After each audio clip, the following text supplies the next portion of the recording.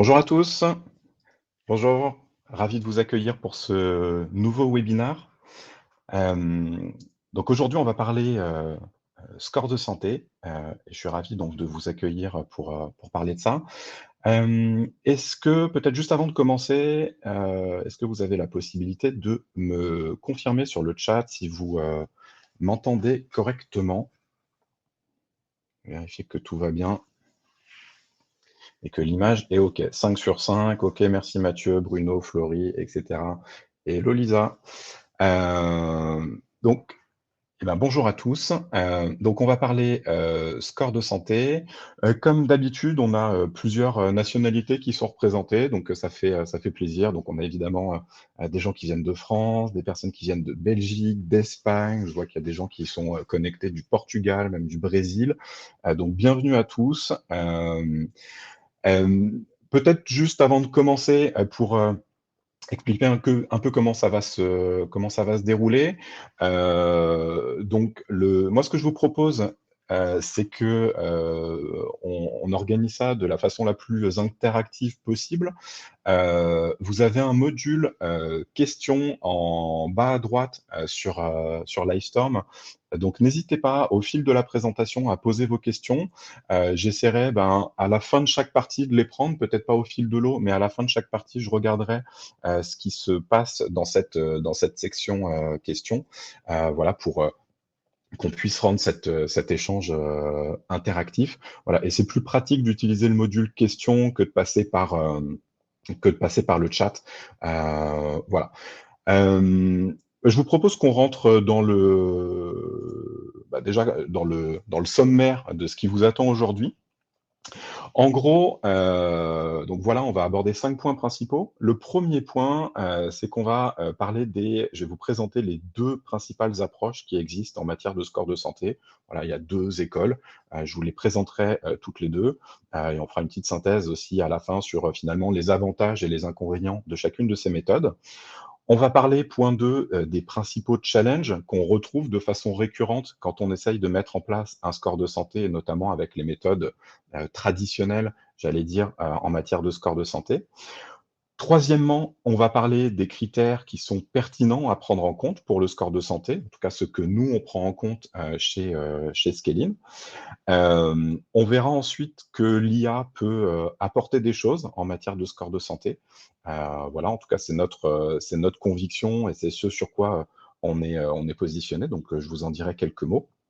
Et puis enfin, on évoquera la partie, timing et les ressources qui sont nécessaires quand on déploie ce genre de projet. Hem Peut-être pour commencer, voir un petit peu, où vous en êtes de votre côté, je vais publier un petit sondage, pour savoir si vous avez déjà, mis, heu, en place un score de santé chez vous. Donc n'hésitez pas à me répondre. Donc quand on a plusieurs modalités de réponse, donc quand on dit: «Oui, c'est plutôt artisanal», ça va plutôt être, «Oui, j'ai un score de santé, mais c'est un peu, du gut feeling, c'est, le sentiment du CSM» ou c'est une métrique vraiment très simple, qui est prévue. Bon, quand on dit: «Oui, c'est une machine de guerre», c'est, plutôt, c'est une tournure, qui a vocation à dire: «OK, on a quelque chose d'assez sophistiqué, on prend plusieurs critères en compte pour calculer ce score de santé». Voilà, bon, le non, c'est prévu, vous voyez, de quoi il s'agit et non, ça n'est pas prévu. OK, donc vous avez tous soit un score de santé, qui est déjà déployé, soit c'est quelque chose que vous prévoyez de faire, dans les 12 prochains mois et dans tous les cas, aujourd'hui, vous considérez pour la majorité, de ceux qui en ont que c'est, quelque chose qui est plutôt, artisanal et donc peut-être pas suffisamment, exploité. Ça marche. Bah, merci pour, les retours. On va laisser le vote se stabiliser, puis je pense qu'il y a encore des participants qui vont nous rejoindre aussi, en cours de route, qui auront la possibilité de voter pour ce sondage. Hem, 2 mots de présentation de Scaling, pour ceux qui ne nous connaissent pas, avant de rentrer dans le dur du sujet. Scaling, c'est ce qu'on appelle une Customer Success Platform, c'est-à-dire qu'on va proposer essentiellement, enfin, on va intervenir essentiellement sur 3 briques. Pour schématiser, une Customer Success Platform, c'est un peu le CRM qui est, dédié à la prévente, pour des SaaS B2B. C'est-à-dire que, des outils comme HubSpot, Salesforce sont très efficaces pour faire avancer des leads dans un entonnoir de conversion, parfois un peu moins pour gérer les clients où on a besoin de monitorer à la fois ce qui se passe, les interactions qu'on a, ce que nos clients font avec notre plateforme, etc. Donc ça, c'est le premier point, nous, sur lequel on intervient, c'est le fait de construire une vision client 360 en se connectant à tous les outils que vous utilisez. Deux, on va calculer donc un score de santé qui est basé sur l'IA, donc pour teaser un peu sur la suite. Et donc ça va être le cœur de notre sujet aujourd'hui. Et enfin, derrière, on va avoir la capacité d'automatiser des plans d'action à travers des playbooks, de l'alerting. Donc voilà pour que vous situiez en tout cas rapidement qui on est. Aujourd'hui, nos clients, c'est essentiellement des boîtes qui ont entre 20 et 200 salariés, donc typiquement des startups, des scale-up, encore une fois, SaaS B2B. Cela étant dit, aujourd'hui, en matière de score de santé, il y a deux grandes approches qui existent. L'approche, j'appelle plutôt l'approche traditionnelle, qui est l'approche historique et qui est aujourd'hui l'approche que vous trouverez dans la plupart des cas. Et je pense que ceux qui en ont aujourd'hui, pour la plupart, sont sur cette approche, qui est une approche qu'on appelle déterministe. C'est-à-dire qu'une approche déterministe, vous déterminez les règles et les conditions qui font que vos clients gagnent des points ou perdent des points. Donc, c'est des règles avec des if, then, that, etc. Donc, des conditions qui vont venir s'enchaîner, qui ont été définies par le métier et qui font que vos clients vont avoir un score de santé bon, moyennement bon, pas très bon, etc. Donc, ça, c'est l'approche déterministe où vous déterminez toutes les règles qui font que votre client a tel ou tel score de santé au final. Et à ça, du coup, s'oppose, ou en tout cas, on va avoir une approche qui est une approche donc algorithmique, où là, l'idée, c'est que ce n'est plus vous, en tout cas pas seulement vous, qui déterminez quelles sont les règles qui font que vos clients vont bien ou vont mal. C'est un algorithme qui va analyser tout un tas de signaux. On va rentrer dans le détail de quels signaux, mais il va analyser tous ces signaux pour déterminer de façon automatique. Quels sont les clients qui ont besoin d'aide, qui ont besoin de votre assistance si vous voulez éviter un churn, et quels sont ceux qui vont bien et sur lesquels potentiellement vous pouvez avoir des opportunités d'upsell, etc. Donc, déterministe versus algorithmique, c'est ça les deux grandes approches, et on va rentrer dans le détail de tout ça. Juste avant ça, moi, je voulais vous poser une petite question, c'est de savoir, d'après vous, là, vous allez vous demander, mais pourquoi cette photo de pilote, d'où il nous sort ça? D'après vous, quels sont les critères qui permettent d'identifier, de prédire qu'un pilote de chasse va être un excellent pilote? Voilà, c'est, y a pas de blague là-dedans, mais c'est pour un peu introduire notre sujet. Donc, si vous pouvez jouer le jeu de répondre à ça, ça nous permettra de voir un peu comment vous vous positionnez. Et donc, en gros, les propositions, c'est est-ce que il a une condition physique qui est exceptionnelle? Est-ce que c'est quelqu'un qui a un super mental avec une super gestion de son stress, qui est capable de prendre des décisions rapides, etc. Est-ce qu'il a des parents qui sont déjà dans l'aéronautique, donc le côté reproduction sociale? Est-ce que c'est par passion des avions de chasse qu'il est arrivé là? Ou est-ce que c'est des critères qui sont liés à son intelligence, quelqu'un qui est excellent en maths, qui a un QI très élevé, etc. Je vois que tout le monde n'ose pas se mouiller, donc je comprends que vous n'avez pas tous un avis sur la question. C'est pas noté à la fin. Donc vous pouvez y aller. En fait, l'idée, c'est que normalement, vous allez vous tromper. C'est ça le but du sondage. Donc, en tout cas, là, ce qui se démarque, même si effectivement tout le monde n'a pas encore vraiment joué le jeu, c'est plutôt le super mental qui ressort en premier et la condition physique en deux. Euh, et en fait, bah, c'est pas ça. Il y a un test qui avait été fait, ça remonte un petit peu, mais une école justement qui formait des pilotes de chasse avait identifié en fait que dans des questionnaires où ils avaient peut-être 150 questions auxquelles il fallait répondre, il y avait une question qui était plus discriminante que n'importe quelle autre, qui allait permettre de déterminer si un pilote serait un futur excellent pilote. Donc ma question, et cette question, c'était est-ce que il était passionné par les avions, en fait, est-ce qu'il jouait aux avions, aux petits avions, quand il était enfant? C'était ça, la question qui était la plus discriminante. Donc bien sûr, il faut que ce soit des gens qui ont c'est des gens qui ont une capacité physique exceptionnelle, qui ont un super mental, et cetera. Mais le truc le plus discriminant qui fait que, je serais un pilote, lambda ou que je serais un pilote exceptionnel, c'est est-ce que j'étais passionné quand j'étais gamin? Et en fait, ce que je veux dire là-dedans, c'est qu'en fait, on peut pas, si on c'est pas une réponse qui est une réponse intuitive. Et là où je veux en venir, et ça va être un peu la transition avec la partie challenge sur sur un health score, c'est que quand on construit un score de santé, la première question qu'on se pose, c'est: «OK, c'est quoi les critères que je dois prendre en compte pour, mettre en place ce score de santé?» Et donc du coup, bah, en général, les trucs qui vont venir à l'esprit, c'est: «OK, bah, pour déterminer si un pilote est bon, je vais partir sur du mental, du physique, de l'intelligence et cetera», et en fait, bah, potentiellement, je passe à côté de la plaque. Et c'est ça que je veux dire, c'est que ça, c'est typiquement l'approche, déterministe, et les risques de l'approche déterministe, c'est que je pense à quelque chose, j'ai des idées, j'ai des préconçus, sur des choses, mais je peux complètement passer à côté de la plaque, voilà un peu ce que je voulais, vous dire par rapport à ça. Donc, hem, les challenges, on a commencé à évoquer le sujet. Quand on met en place un score de santé, il y a, en tout cas 4 challenges qui reviennent de façon récurrente.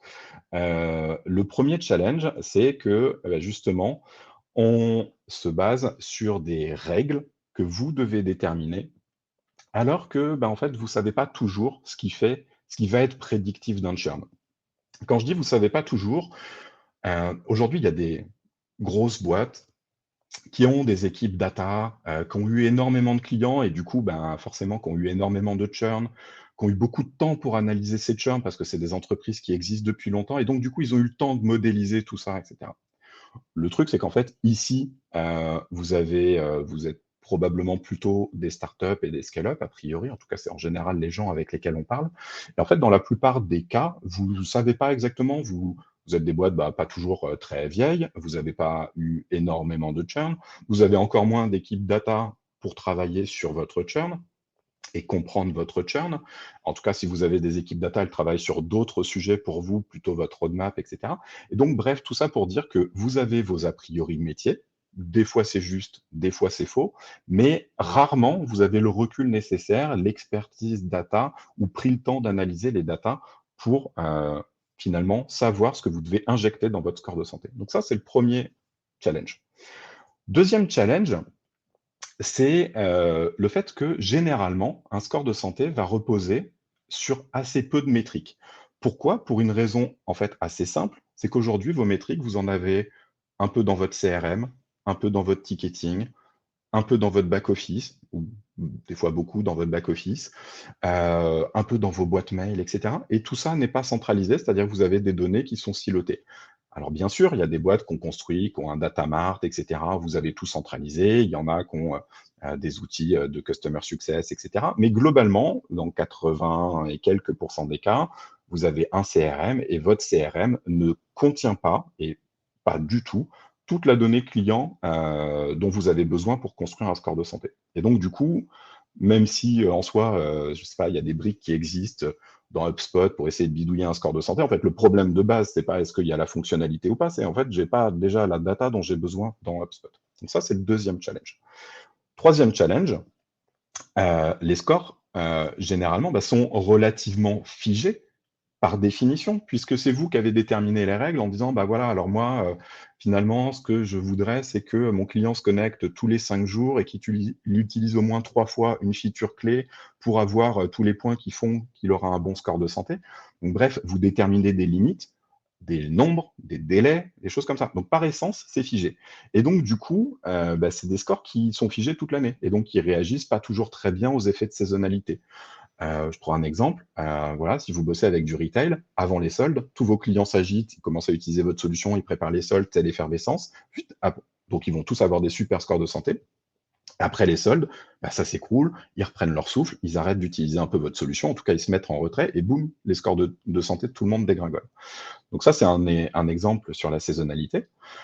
Mais ça peut être vrai aussi pour l'évolution de l'offre, c'est-à-dire, voilà, votre produit change, vous avez des nouvelles features, des nouveaux machins, bah, OK, il faut que je réintègre ça dans mon modèle puisque mon modèle, je lui ai donné que certaines conditions et donc quand mon offre change, mon produit change, éventuellement ma stratégie commerciale et donc mes clients changent, bah, il faut aussi que je réajuste tout ça, sinon, ben, petit à petit, mon score va devenir obsolète. Donc ça, c'est le troisième challenge, c'est le côté relativement figé et donc l'obsolescence potentielle du score de santé, en tout cas la maintenance qui va être nécessaire à ce score de santé.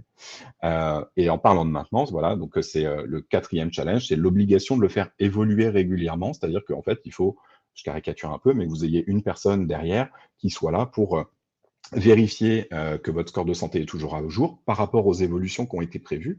Et en réalité, quand vous parlez à des boîtes qui ont mis en place des scores de santé, donc ces fameux scores de santé déterministes, qu'est-ce qu'ils vous disent? Ils vous disent, voilà, bah, en fait, on a mis un truc, on a mis en place une première version, bon, on a pris un premier churn, ok, c'était une condition qu'on n'avait pas prévue, on a réintégré cette condition qu'on n'avait pas prévue dans notre score de santé, boum, on a attendu un peu, boum, on a repris un deuxième churn, on a réintégré cette condition qu'on n'avait pas prévue, et puis au bout de X churn, on a commencé à avoir un modèle qui commençait à être fiable, etc. La question, c'est est-ce que vous êtes prêt à prendre X churn avant d'avoir un score de santé qui soit opérationnel ou est-ce que vous voulez un score de santé qui soit opérationnel rapidement? Donc ça, c'est le challenge numéro 4, c'est l'obligation de le faire évoluer, en fait, d'itérer plusieurs fois avant d'avoir un score de santé qui commence à être à peu près véloce. Donc voilà un peu les challenges qu'on rencontre, enfin, auxquels vous êtes confrontés quand vous essayez de mettre en place des scores de santé. Donc nous, notre approche par rapport à ça, donc vous l'avez compris, plutôt basée sur l'IA et cetera. Mais en gros, pour faire écho à notre pilote de chasse de tout à l'heure, voilà, il y a une citation qui est un peu connue qui dit: «Sans données, on est juste une personne de plus avec une opinion». Et bah, pour nous, c'est un peu ça. C'est-à-dire que vous avez beau connaître votre solution, vous avez beau connaître vos clients, et cetera, vous n'avez pas un algorithme intégré et voilà, vous avez sans doute des idées sur ce qui fait qu'un client va bien ou pas. Encore une fois, des fois, il y a des choses qui, sont justes et qui vont être avérées par la suite. Des fois, vous pouvez être à côté de la plaque. Des fois, il y a des choses qui sont vraies et mais c'est pas parce que votre client, remplit ce critère-là, même si c'est pas top, que votre client sera un churn en puissance. Donc bref, heu, la data, pour nous, c'est vraiment le point de départ, de tout ça. Donc pour faire ça, première chose, déjà, j'en parlais tout à l'heure, construire une vision client 360. Si vous avez vos données qui sont dans différents systèmes et qu'il n'y a pas un système qui est capable d'analyser toutes vos datas, vous ne pouvez pas faire un score de santé puisque votre score de santé a besoin à la fois d'analyser les conversations que vous avez avec vos clients, ce qu'il fait avec votre produit, combien sont actifs, etc. Donc, il faut qu'on connecte tous vos systèmes. Donc, nous, c'est ce qu'on permet avec notre plateforme. On va s'intégrer nativement avec votre CRM, votre ticketing, votre back-office, votre outil de facturation, vos boîtes mail, etc. Donc ça, c'est un prérequis. Vous pouvez le faire autrement que dans Scaling. Hein. Mon point, c'est pas de dire il n'y a que Scaling qui peut faire ça. Mais en tout cas, le prérequis, c'est déjà avoir une vision client 360. Ça peut être dans Google BigQuery ou autre, peu importe. Mais ça, c'est le premier point en tout cas. Ensuite, nous, comment on va fonctionner? Je le disais en introduction, notre score de santé, il est basé sur l'IA, c'est-à-dire que c'est un algorithme, qui va travailler, j'allais dire en coulisses, pour arriver à identifier parmi vos clients, lesquels, sont à risque et lesquels, vont bien. Comment on fait ça? On va travailler sur 3 points essentiellement. Le premier point, c'est ce qu'on appelle l'analyse comparative de vos clients. Ça veut dire que soit on prend tous vos clients, soit on travaille au segment de clients, ça dépend vous comment, enfin, si vous avez déjà une segmentation en place et cetera. Et ce qu'on va faire, c'est qu'on va comparer à l'intérieur d'un segment comment les clients se comportent, et on va les comparer entre eux. C'est-à-dire qu'on va analyser plein de KPI pour regarder finalement, bah, sur un KPI, OK, c'est quoi ma moyenne, c'est quoi mes écarts types et comment le client que je suis en train de scorer se comporte par rapport à son groupe de référence. Est-ce qu'il est au-dessus de la moyenne, très au-dessus, en dessous, très en dessous? Donc ça, c'est l'analyse comparative où je compare le client que je score par rapport à son groupe de référence. Donc là, vous voyez bien que c'est pas vous qui dites une bonne fréquence de connexion, c'est de se connecter 3 fois dans la semaine. Nous, on n'a aucune idée de ça, parce que peut-être que pour vous, c'est 3 et pour un autre, Pour un autre SaaS, si on ne se connecte pas 3 fois par jour, c'est problématique. Donc nous, on n'a pas d'a priori. Ce qu'on fait, c'est que l'algorithme, automatiquement, compare vos clients sur plein de KPI pour voir sur chacun des KPI si le client est fort, faible, moyen, etc. Deuxième chose, donc là, il y avait l'analyse comparative. Deuxième chose, c'est qu'on va comparer dans quelle dynamique votre client lui-même est et pour essayer de prédire ce qu'il a fait avant. Ce qu'il va faire après, pardon. Donc, on va regarder ce qu'il a fait avant pour regarder dans quelle dynamique il est. Je caricature, il s'est connecté 10 fois une semaine, puis 12, puis 14. A priori, la prochaine fois, il se connecte à 16. OK, la question, c'est s'il s'est connecté 8, puis 6, puis 8, puis 4, etc. Et comment je prédis le comportement futur. Donc ça, on va se servir du passé, utiliser les données du passé pour prédire le comportement futur. Donc ça, c'est la deuxième chose. Et la troisième chose, c'est le côté auto-apprenant du modèle, c'est-à-dire que euh, malgré ce que vous allez pouvoir faire, etc., bien sûr, on espère que si vous mettez en place ce scaling, vous aurez moins de churn que vous en aviez avant. C'est quand même, ça reste un des objectifs, évidemment, mais c'est pas non plus de la magie. Et donc, à un moment, vous allez quand même avoir des churns. Et ces churns, en fait, petit à petit, l'algorithme, en fait, va analyser ce qui s'est passé avant le churn et pareil, essayer de reconstruire des patterns et de se dire, OK, mais en fait, c'est rigolo, enfin, c'est rigolo, c'est pas rigolo, mais toutes les boîtes qui ont churn, en fait, ont eu ce KPI qui a évolué de cette façon-là juste avant. Et donc, du coup, il va réintégrer ça dans son modèle et se dire, bah, OK, ça a l'air d'avoir de l'importance dans le business de ce client-là. Et donc, je vais donner plus d'importance à ce critère-là. Donc voilà, les 3 critères. Analyse comparative, je compare le client par rapport à son groupe de référence.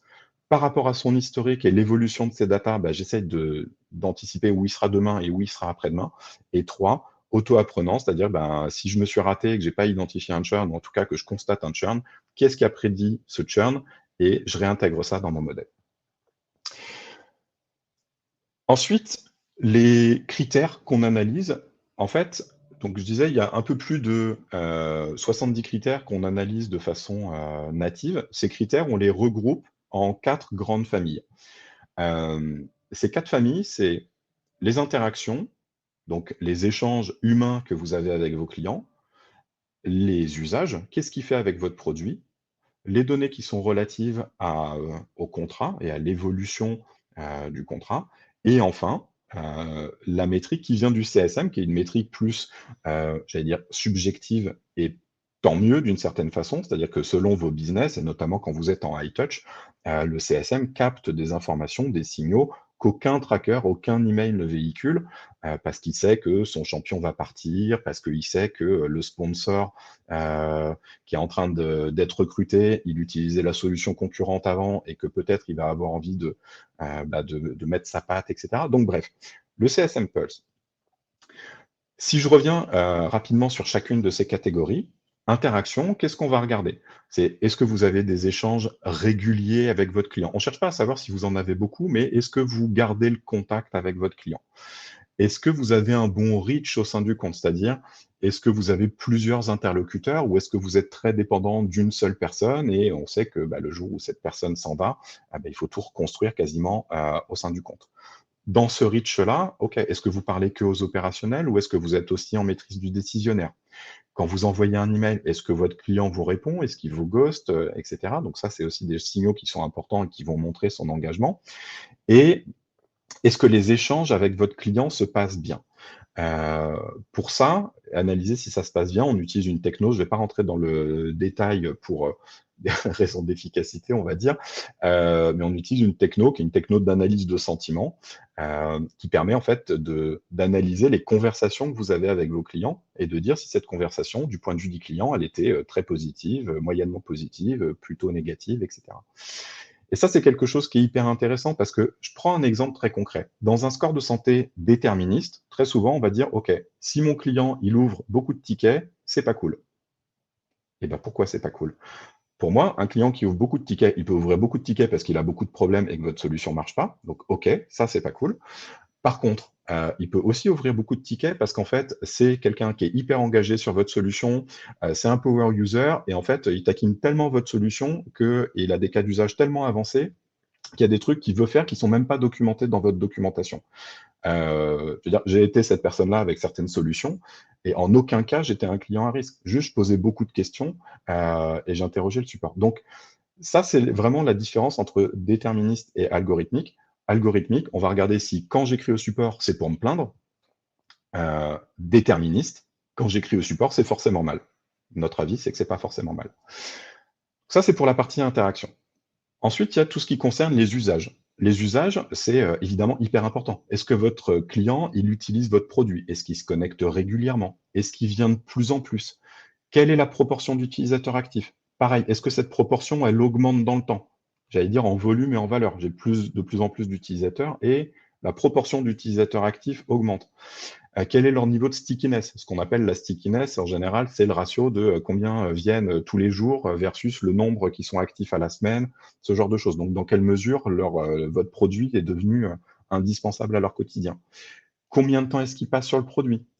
Est-ce qu'ils viennent 1 minute pour checker un dashboard un peu bateau, ou est-ce qu'ils restent longtemps? Est-ce qu'ils vont utiliser des fonctionnalités avancées? Est-ce qu'ils utilisent toutes les fonctionnalités qui sont mises à leur disposition, etc. Donc tout ça, c'est des dimensions qui sont hyper importantes et qui sont embarquées de façon native dans notre algorithme.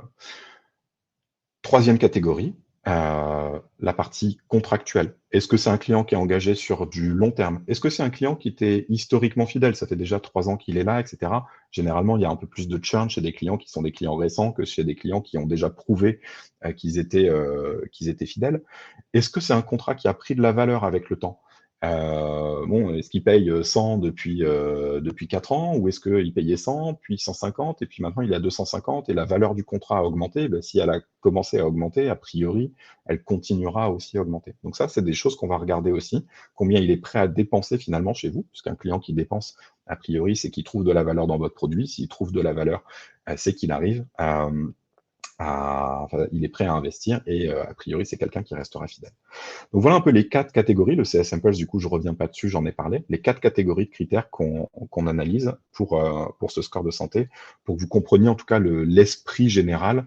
Là, l'idée, c'est pas de vous donner la formule non plus d'un algorithme, ça aurait pas de sens, mais que vous compreniez en tout cas l'idée générale.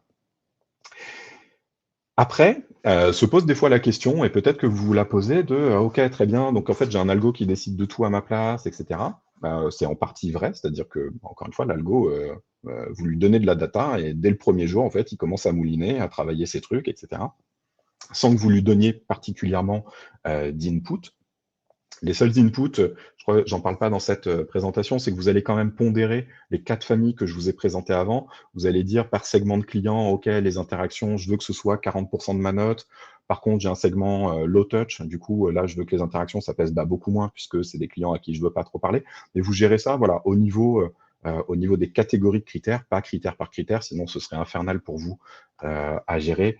Et on reviendrait en fait sur les travers des scores qui sont des scores déterministes, où vous mettriez de la contrainte de partout à l'algorithme, ce qui est effectivement pas l'objectif.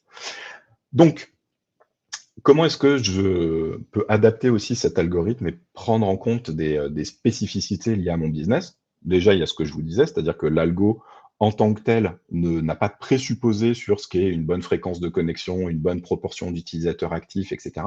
Ça, il va le comprendre en analysant ce que font vos clients. Malgré tout, s'il y a des métriques qui sont hyper importantes dans votre business et que vous voulez injecter dans ce score de santé, vous allez pouvoir injecter vos propres métriques. Je ne sais pas, vous calculez un ROI, le nombre de leads que vous avez générés pour un client, le ratio entre les crédits consommés, les crédits dispo, ce genre de choses. Bref, tout ça, vous allez pouvoir l'injecter en plus pour venir ajouter des critères supplémentaires à l'algorithme. Voilà, et driver un peu plus l'algorithme avec vos propres métriques. En termes de déploiement, en fait, au début, je n'avais pas mis cette slide, et je me suis rappelé qu'on avait mis ça dans la présentation du webinaire. Donc, on a rajouté cette slide-là. Pour vous donner un ordre de grandeur, encore une fois, cette approche algorithmique, elle a le mérite de pouvoir être déployée très vite, dans le sens où, en fait, dès que j'ai de la data, en fait, l'algo commence à mouliner, etc. Donc, généralement, quand vous mettez en place un score de santé avec nous, hein, il y a une première étape qui dure 1 à 2 semaines. C'est toujours la même chose, hein, ça dépend essentiellement quand même des clients qui sont en face, et je pense que vous êtes tous bien placés ici pour le savoir que il y a une partie qui est dépendante du client, mais globalement, en 1 à 2 semaines, normalement, vous avez synchroniser votre CRM, vos boîtes mail, vos agendas, éventuellement un outil de billing, un outil de ticketing. Vous avez mis en place le tracking.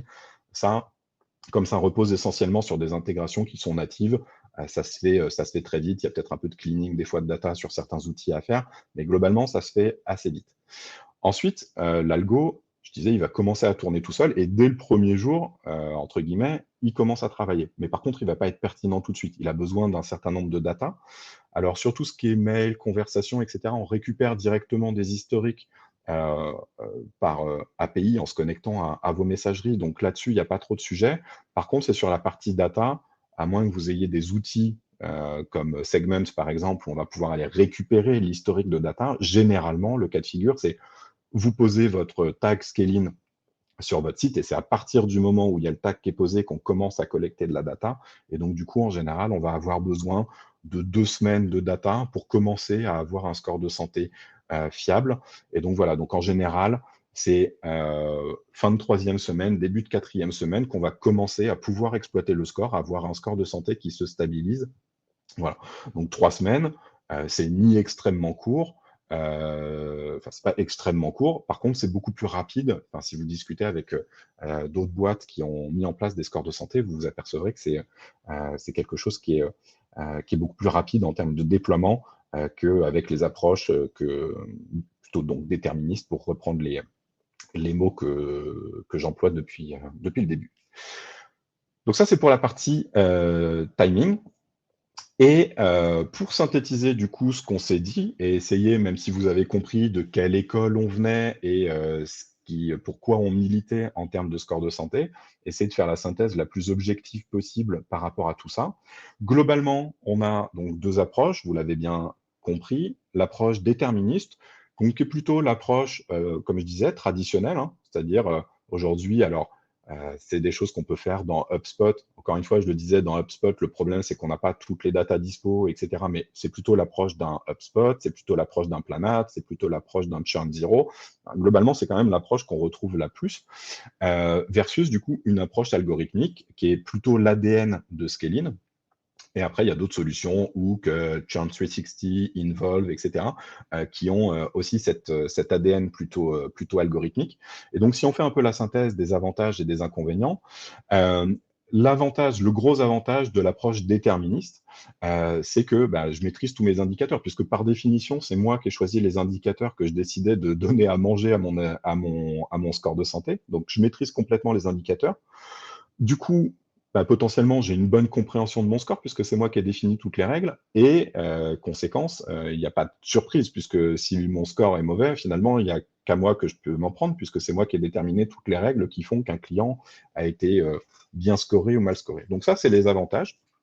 Après, du coup, les inconvénients, j'en parlais, c'est qu'on part sur des a priori. On a de nos idées sur ce qui fait qu'un client est en bonne santé ou pas. Encore une fois, on peut passer à côté de choses ou on peut donner de l'importance à des choses qui en réalité n'en ont pas d'un point de vue churn. Euh, on risque d'écarter du coup d'office des données pertinentes. CF, j'aimais les avions de chasse quand j'étais petit, du coup, je serai un bon pilote plus tard. On n'y pense pas parce que ça nous paraît presque absurde, alors qu'en fait, c'est le truc qui est le plus déterminant. 3, il y a plusieurs itérations qui sont nécessaires. Voilà, j'ai un churn, je réadapte mon modèle, etc. Et je le réadapte au fil des churns que j'ai. Et 4, c'est plutôt statique, et donc j'ai besoin de faire évoluer régulièrement mon modèle en fonction de l'évolution de mon propre business. Voilà un peu la synthèse sur le côté déterministe avec les avantages et les inconvénients. Et côté algorithmique, qu'est-ce qu'on a? On a, si on commence par les aspects plutôt négatifs, c'est-à-dire que je peux avoir une maîtrise partielle des indicateurs, c'est-à-dire que c'est l'algorithme qui a défini dans notre algorithme, et les autres fonctionnent comme ça aussi, il y a un certain nombre de choses qui sont analysées, vous pouvez les pondérer, etc. Mais ce n'est pas vous qui définissez toutes les règles. Et donc, des fois, ça peut être sujet à des interprétations plus complexes où, entre guillemets, je ne comprends pas exactement pourquoi le score est arrivé à ce résultat. Et a priori, il a une raison, mais je n'ai pas forcément compris laquelle. Donc ça, c'est, je pense, le plus gros reproche qu'on puisse faire aux approches algorithmiques. En revanche, et pour passer sur le positif. Ce qu'on va faire, c'est qu'on va analyser des volumes de données beaucoup plus importants sans a priori et aller identifier que, ah bah ok, ouais, en fait, c'est le fait que je sois fan des avions de chasse en étant gamin qui fait qu'en fait, demain, je serai un bon pilote de chasse. Ok. Je vais avoir des résultats pertinents beaucoup plus rapidement, puisque, comme je disais, à peu près 3 semaines, hein, et on a, je pense qu'il y a des clients qui sont aussi connectés sur ce webinar. Voilà, c'est à peu près le délai moyen qu'on constate. Ça peut être un peu variable selon les activités, mais c'est plus ou moins ça. 3 semaines de data pour avoir un score de santé qui est pertinent. On va s'adapter automatiquement aux évolutions, aux effets de saisonnalité. Vous rajoutez une brique dans votre produit, très bien. Nous, on va comprendre qu'il y a une nouvelle brique, se dire OK, comment les clients réagissent, etc. Et intégrer tout de suite cette information dans le modèle. On n'a pas besoin que vous veniez nous expliquer qu'il y a quelque chose de nouveau. Voilà, il y a le côté prédictif, qui est évidemment un avantage, et le côté auto-apprenant, c'est-à-dire, OK, potentiellement, j'ai pas vu tout juste la première fois, mais je vais m'adapter au fur et à mesure pour faire en sorte que mon modèle devienne de plus en plus robuste. Donc voilà un petit peu la synthèse, j'allais dire euh, la plus fiable que je pouvais faire de ça. Et voilà. Et donc, nous, du coup, vous l'avez compris, comme on peut injecter des KPI custom à l'intérieur de ça, on va avoir une approche hybride où on va pouvoir croiser un peu et du déterministe et de l'algorithmique. Mais très clairement, notre ADN, il est plutôt algorithmique. Vous l'avez bien compris. Mais voilà, on permet quand même cette flexibilité-là pour que vous puissiez injecter vos propres métriques. Donc voilà ce que je pouvais vous dire aujourd'hui sur cette partie score de santé.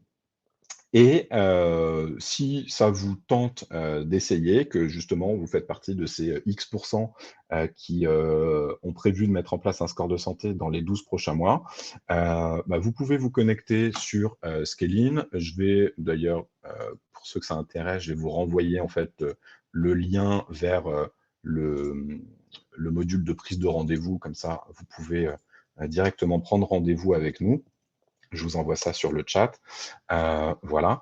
Et vous aurez la possibilité, si vous le souhaitez, de démarrer un trial voilà, pour tester Scale-in et du coup tester notre score de santé. Donc voilà un petit peu ce que je voulais vous dire. Si vous avez des questions, n'hésitez pas. J'ai l'impression que pour l'instant, je vois que le nombre de participants restait ultra stable, donc c'est chouette. Vous avez été attentif jusqu'à la fin, donc je le prends plutôt bien. Mais n'hésitez pas si vous avez des questions. Et donc, Alam qui nous pose la question, à partir de combien de temps l'outil Scaling devient-il pertinent? Quelles sont les données indispensables pour son bon fonctionnement? Globalement, alors au bout de combien de temps on devient pertinent? C'est un peu ce que je disais tout à l'heure, c'est-à-dire que la grosse maille, c'est 3 semaines, c'est-à-dire que première semaine, on branche les données, deuxième et troisième semaine, on va collecter de la donnée et se construire un historique, notamment sur la partie navigation. Et en général, troisième semaine, on commence à être pertinent sur la partie scoring. Et les données qui sont indispensables pour le bon fonctionnement, alors j'ai parlé des catégories de données, mais si on raisonne en termes d'outils, qu'est-ce qu'il faut à minima dans un schéma classique? Je connecte le CRM, donc intégration native pour la plupart des CRM avec Salesforce, HubSpot, etc. Pipedrive, on a des intégrations natives. 2, chaque utilisateur de Scale-in va connecter et sa messagerie et son agenda pour qu'on collecte toutes les conversations que vous avez avec vos clients. Et 3, vous posez le script Scale-in sur votre application. Et ça, un dev efficace, il vous le fait en 2 heures. Donc c'est pas donc il y a un tout petit peu de travail de dev de votre côté, mais voilà, c'est à peu près 2 heures de temps pour déployer le tracking.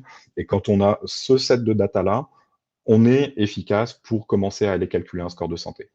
Après, on peut venir rajouter ticketing, billing, etc., rajouter d'autres trucs, mais ça, c'est le socle qui est indispensable pour qu'un score de santé fonctionne de façon efficace. Voilà. Est-ce qu'il y a d'autres questions que la question d'Alam? Pas l'impression.